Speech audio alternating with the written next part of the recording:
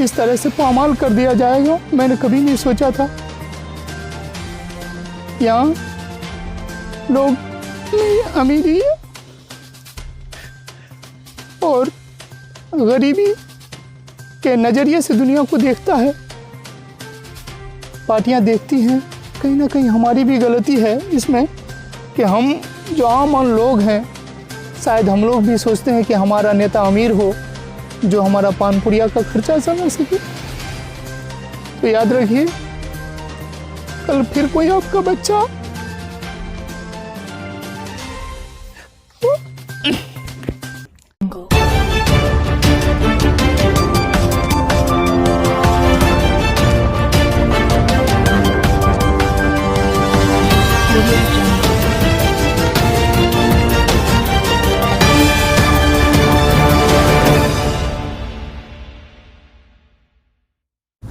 साथियों, अस्सलाम वालेकुम, नमस्कार, आदाब। मैं नफीस हैदर बहुत दिनों बाद आप सबको बुलाया हूं अपनी बातों को रखने के लिए, क्योंकि गुज़श्ता कई महीनों से आप जैसा कि देख रहे हैं मैं आपके बीच में था, आपके लिए कोशिश कर रहा था, खित्ते के लिए कोशिश कर रहा था, मजलिस के लिए कोशिश कर रहा था। करीब 6 महीने से 52 बहादुरगंज असेंबली हल्के से मैं कुल हिंद मजलिस इत्तेहादुल मुस्लिमीन के टिकट के दावेदारों में था, अपनी टिकट की दावेदारी की थी। इसके लिए मेरे साथियों ने बहुत कुर्बानियाँ दी। हम हर जगह गए, तमाम तर लोगों से ताल्लुकात कायम करने की कोशिश की और खित्ते के हर वोसे में कदम बोसी की कोशिश की मैंने, और हर फर्द से मुलाकात की, वहाँ मजलिस के खबर को पहुँचाया, वहाँ मजलिस के बारे में लोगों को बताया, मजलिस से लोगों को जोड़ा। और जब टिकट की बारी आई, बहुत सारे लोग लाइन में थे, तकरीबन 8 से 10 लोग। जब टिकट देने की बारी आई तो आप सबों के सामने बात आया है कि इनको टिकट दिया गया, पैमाना क्या हुआ। 8-10 लोगों में टिकट उनको दिया गया है जो सबसे अमीर है। शायद कहीं ना कहीं पैमाना दौलत ही रहा हो, मैं ये दावे से नहीं कह सकता, शायद रहा हो। यहाँ गौर करने की ज़रूरत है दोस्त, अपने खित्ते की तरक्की के लिए कोई गरीब अगर आवाज़ उठाता है, उसकी आवाज़ को नहीं सुना जाता है। लोग कहते हैं मेहनत करने से फल मीठा मिलता है, ऐसा बात नहीं है साथियों। मैं आप सभी का बहुत बहुत शुक्रिया अदा करता हूँ कि आपने मेरा साथ दिया, मेरे साथ चले। लेकिन याद रखिए, आगे कभी भी अगर आप अपने हक की आवाज़ को बुलंद करना चाहते हैं तो जंग के लिए आपके पास हथियार होने चाहिए, आप मजबूत होना चाहिए। गरीबों को कोई नहीं है इस दुनिया में, और शायद गरीबों के लिए कोई दुनिया नहीं है। किसी की मेहनत को इस तरह से पामाल कर दिया जाएगा मैंने कभी नहीं सोचा था।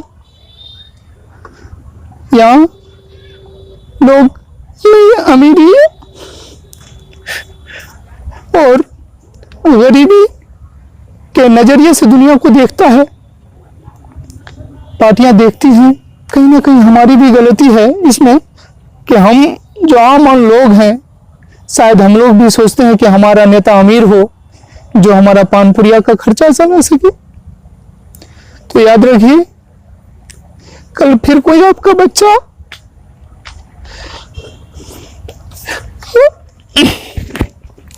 आपका बेटा शायद इस खित्ते की नुमाइंदगी ना कर सके। इसलिए आप तमाम लोगों से मैं कुछ नहीं कहूँगा, क्या करेंगे। मैं आप तक सभी से गुजारिश करता हूँ कि आपको जो फैसला लेना है लीजिए, लेकिन मैंने अपना जो फैसला लिया है वो आप सबके सामने रखना चाहता हूँ, आप सबके सामने कहना चाहता हूँ कि आज 23 तारीख है। आज से 1 हफ्ता पहले टिकट का बंटवारा हुआ है। उसके बाद से मैंने ये फैसला लिया है कि मैं नफीस हैदर AMIM का एक कार्यकर्ता था, कार्यकर्ता हूं और कार्यकर्ता रहूंगा। भावी प्रत्याशी हुआ करता था, शायद आगे भावी प्रत्याशी या प्रत्याशी न बन पाऊं। मैं आप सब प्रेस वालों के सामने इस बात का ऐलान करता हूं कि मजलिस इत्तेहादुल मुस्लिमीन और उसके सदर जनाब असदुद्दीन अवैसी साहब और सूबाई सदर अख्तरुल ईमान साहब, उनके मैं साथ हूं, मैं पार्टी के साथ हूं और पार्टी के वसूलों के साथ हमेशा रहूंगा और कोशिश करूंगा कि आगे भी पार्टी के कदम से कदम मिलाकर चल सकूं। लेकिन यहां इस बार के इंतखाबात में 52 बहादुरगंज विधानसभा में मैं तमाम तर मामलों से अपने आप को अलग करता हूं। मैं इस इंतखाबात से अलग करता हूं। मैं बहादुरगंज विधानसभा के किसी भी प्रचार प्रसार से अपने आप को अलग करता हूं। मैं किसी किस्म का प्रचार प्रसार नहीं करूंगा। इस विधानसभा में सिर्फ वोट डालने के अलावा कुछ नहीं करूंगा। मुझे पार्टी से मोहब्बत है, पार्टी से उनसियत है, पार्टी के साथ बने रहने की कोशिश करूंगा। अगर पार्टी मुझे रखना चाहेगी, मैं पार्टी के साथ हूं और इस इलेक्शन में भी पार्टी मुझे अगर बहादुरगंज के अलावे किसी अलग जगह में इस्तेमाल करना चाहती है या मुझे कोई जिम्मेदारी सौंपती है तो मैं पार्टी की जिम्मेदारियों को पूरी तरह निभाने की कोशिश करूंगा और पूरी जिम्मेदारियों के साथ निभाने की कोशिश करूंगा। मगर 52 बहादुरगंज विधानसभा को छोड़कर मैं यहाँ 52 बहादुरगंज विधानसभा में किसी भी तरह से इस इलेक्शन में किसी भी किस्म का प्रचार प्रसार नहीं करूंगा और मैं इस उम्मीदवार के साथ बिल्कुल नहीं हूं, कतई नहीं हूं। एक बात की और वजाहत में कर दूं कि साथियों, हम गरीब लोग जरूर हैं पर हम जमीर फरोश नहीं हैं।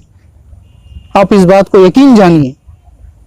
मैं चाहता तो आजाद उम्मीदवार भी नॉमिनेशन कर सकता था, लेकिन मैं बहादुरगंज असेंबली हल्का के उस हिस्से से आता हूं जो छोटा सा इलाका है टेरागाज। हम पसमानदा लोगों का इलाका है टेरागाज।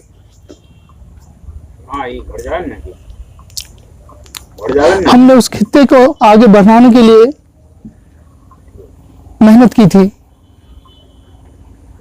लेकिन हमारी बात को नजरअंदाज किया गया। मैं आज भी मजलिस के साथ हूं और आप सब मुझसे एक बात वाजह कर दूं कि आप सभी लोग जिसे चाहें अपना वोट कर सकते हैं, मैं किसी को नहीं कहूंगा। और उस खित्ते के साथ एक बदनामी आती है कि कोई भी आदमी अगर आजाद उम्मीदवार या छोटी पार्टियों से चुनाव लड़ता है तो लोग उसके बारे में एक अफवाह फैला देते हैं कि मौजूदा विधायक का डमी कैंडिडेट है। उस दाग को न लगे मेरे दामन में, इसलिए मैं आजाद उम्मीदवार इलेक्शन नहीं लड़ा और कुछ दिनों से मैं शांत था बिल्कुल। लगभग टिकट मिलने के 5 दिन हो गए और टिकट मिलने के 2-3 दिन पहले से मैं बिल्कुल शांत था। तो मेरे साथियों को लगा, बहुत सारे लोगों ने बोला भी कि नफीस हैदर पैसा ले लिया है, कोई मोटी रकम ले लिया है, पैसे वाला उम्मीदवार है, उससे मोटा रकम ले लिया है और शांत होकर के बैठ गया है। साथियों, ऐसी कोई बात नहीं है। आप ये तमाम अफवाहों पर ध्यान मत दीजिए। मैं आपको यकीन दिलाता हूं, मैं गरीब जरूर हूं पर जमीर फरोश नहीं हूं और मैं अपने वादे से कभी नहीं मुकरूंगा। मैंने आप लोगों से जमीन पे वादा किया था कि मैं एमआईएम के साथ था, एमआईएम के साथ हूं और एमआईएम के साथ रहूंगा। मैंने कहा था कि एमआईएम मुझे टिकट देगी फिर भी मैं एमआईएम के साथ हूं, अगर एमआईएम टिकट नहीं देगी फिर भी मैं एमआईएम के साथ हूं। तो मैं अपने वादे के मुताबिक अपने वादे पे खड़ा हूं। कम से कम इस चुनाव तक तो एमआईएम के साथ हूं। मैं एमआईएम के साथ आप लोगों के उससे जो वादा किया था मैं एमआईएम के साथ हूं। लेकिन हाँ, थोड़ी सी आपसे माजरत चाहूंगा कि मैं बहादुरगंज विधानसभा में एमआईएम के साथ नहीं हूं, किसी भी पार्टी के साथ नहीं हूं। यहाँ के प्रचार प्रसार से मैं दूर रहता हूं और मुझे आपको यकीन दिलाता हूं कि कोई अगर बोले कि नफीस को ये वो, तो मैं आपको यकीन दिलाता हूं कि नफीस को ना कोई खरीद पाया है ना खरीद पाएगा। नफीस अपने खित्ते के लिए लड़ा है, लड़ेगा और आखिरी वक्त तक लड़ेगा। मैं एमआईएम के झंडे के नीचे था, हूं और रहने की कोशिश करूंगा। लेकिन एक बात जान लीजिए, मैं कभी किसी दलाल के चक्कर में नहीं पड़ूंगा और न ही कोई किसी की दलाली करूंगा। और इन्हीं चंद बातों के साथ मैं अपनी बातों को खत्म करता हूं। आप सब कुछ आप अगर कोई सवाल पूछना चाहते हैं तो पूछ सकते हैं। बिल्कुल, आपने पहले बोला कि गरीबों के लिए इलेक्शन नहीं है और गरीबों को नहीं आना चाहिए। कहीं ना कहीं आप अपने पार्टी जो मजलिस है इत्तेहादुल मुस्लिमीन उस पर आरोप लगा रहे हैं कि वो सिर्फ अमीरों को ही टिकट देंगे, गरीबों को नहीं देंगे। कहीं ना कहीं आपकी पार्टी बिकाऊ है, क्या इस बात को आप मानते हैं? देखिए, पार्टी बिकाऊ है या नहीं है उस बात को मैं क्या कहूं आपसे। मैं अपने खित्ते की बात करता हूं, मैं अपने लड़ाई की बात करता हूं। मैं हमारे खित्ते में जो टिकट दिया गया है वो सबसे अमीर आदमी है, वो प्रत्याशियों में भी सबसे अमीर था और मौजूदा जो है क्या कहते हैं कि नॉमिनेशन किया है शायद उनमें भी अमीर हो। इसीलिए हम कहते हैं कि हम लोगों को नजरअंदाज किया गया। आज 8 दिन हो गए शायद हमारे प्रत्याशी साहब को फुर्सत नहीं मिली। 8 दिन में 24 घंटे होते हैं, 5 मिनट का टाइम निकाल करके कि मिल लिया जाए। उनका कोई दूसरा तीसरा आदमी आता है कि आप बोले चलिए, लेकिन वो हमसे नहीं मिल सकते हैं। क्या जो बंदा 6 महीना घुमा है सर, हम पार्टी के मोहब्बत करने वाले लोग हैं, पार्टी के लिए वोट मांगने हैं, कहीं ना कहीं डायरेक्टली या इनडायरेक्टली पार्टी अगर आपको उम्मीदवार बनाई है तो इसका फायदा आपको मिलेगा। क्या आप 5 मिनट के लिए आप नहीं आ सकते थे कि नफीस भाई आपको जाना है, आपकी लड़ाई है? तो एक बात और है सर कि जैसे कि आप बोले कि वो आपके पास नहीं आए, फिर अपने आप का ओबीसी का सिपाही कह रहे हैं, कहीं भी होगा तो आप काम करेंगे लेकिन बावन में नहीं करेंगे। कहीं ना कहीं बहादुरगंज विधानसभा अगर नफीस की वजह से 500 वोट अगर नहीं मिलता है, 5000 वोट नहीं मिलता है, कहीं ना कहीं आप ओबीसी की हाथ को कमजोर करने का काम कर रहे हैं। ये इस बात को आप कितना प्रतिशत सही मान रहे हैं? देखिए, आप जो कह रहे हैं नफीस की वजह से अगर 500 वोट नहीं मिलेगा पार्टी हार जाएगी। देखिए साहब, ये मैदान जंग है, यहाँ 8 से 10 लोगों ने अपनी नामजदगी दिखाई, सिपह सालारी के लिए अर्जी दिया, हमारे कायद को जिस पर भरोसा हुआ उसको जंग के मैदान में भेज दिया है। जिसको जंग के मैदान में भेजा है तो जाहिर सी बात है उनमें तमाम तर सलाहियत देखा होगा, तमाम तर सलाहियत है, इसलिए भेजा है। और उनको किसी के मदद की जरूरत नहीं है, इसलिए वो शायद किसी के पास नहीं आए, और किसी के पास गए होंगे तो गए होंगे, मेरे पास नहीं आए। आपने कहा कि उनका कोई आदमी आया था आपके पास? हाँ, उनका आदमी आया, लेके आया था आपके पास। वो ये कह रहा था कि चलिए हमसे हमारा साथ दीजिए। हम कहने के लिए हम जाएंगे, साथ देंगे, हम नहीं गए नॉमिनेशन के दिन, तो उनको आना चाहिए ना। आपने कई इंटरव्यू में ये कहा था कि मैं मजलिस के किसी भी कैंडिडेट को यदि टिकट दिया जाता है तो मैं उसके साथ रहूंगा। अभी आप कह रहे हैं कि मैं किसी के साथ नहीं रहूंगा, तो इससे क्या सोल्यूशन? देखिए भाईजान, मैंने ये कहा था अपने इंटरव्यू में, मैं मजलिस के साथ था, मजलिस के साथ हूँ, मजलिस के साथ रहूंगा। सुनिए, आएंगे नहीं सुनिए, आप निकाल लीजिएगा। मैं कहा था मजलिस के साथ था, मजलिस के साथ हूँ, मजलिस के साथ रहूंगा। मैं अभी भी कहता हूँ कि मैं मजलिस के साथ था, मजलिस के साथ हूँ, मजलिस के साथ रहूंगा।